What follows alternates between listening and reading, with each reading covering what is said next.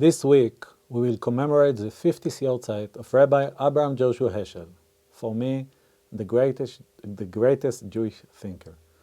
From Abraham to Abraham, there was none like Abraham. He was destined to be a Hasidic rabbi for a small community in Warsaw, but he became a prophet for all the world.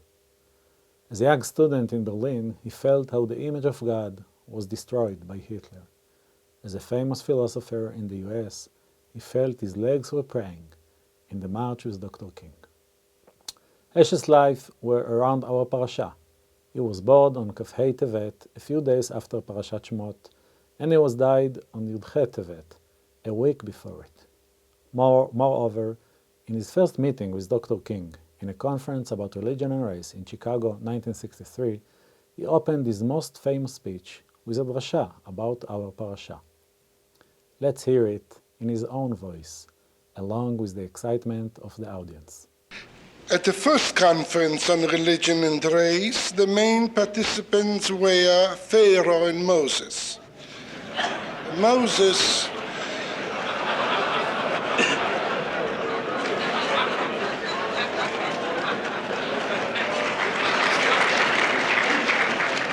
And Moses' words were, "Thus says the Lord, the God of Israel, let my people go."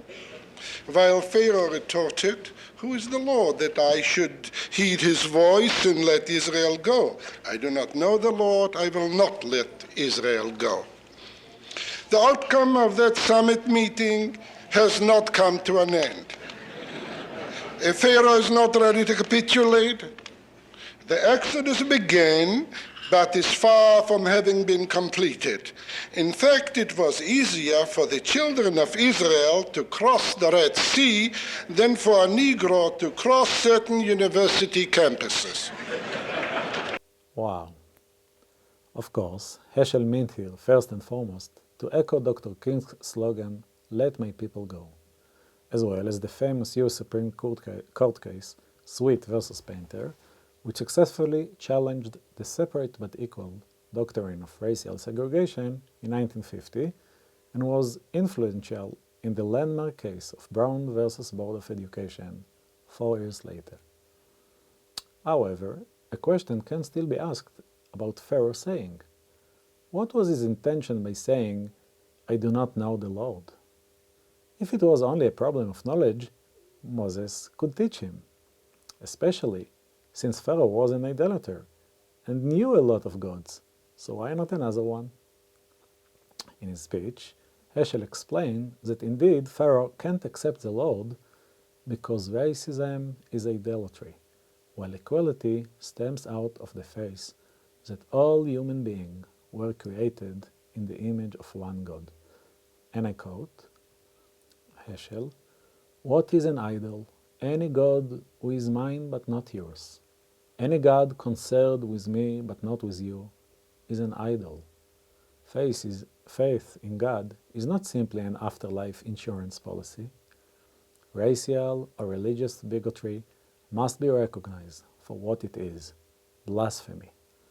To think of man in terms of white, black, or yellow is more than an error. It is an eye disease, a cancer of the soul. There is no insight more disclosing. God is one and humanity is one. There is no possibility more frightening. God's name may be desecrated. God is every man's pedigree. He is either the father of all men or of no man. The image of God is either in every man or in no man." End of quote. Shamefully, the idolatry of racism, as well as other types of discrimination, came back to our world. These days, more than ever, we deeply need the teaching of Heschel, who cried in our ears that racism is not only against democracy, but the very opposite of the heart of the Jewish faith. Shavua Tov from Schechter.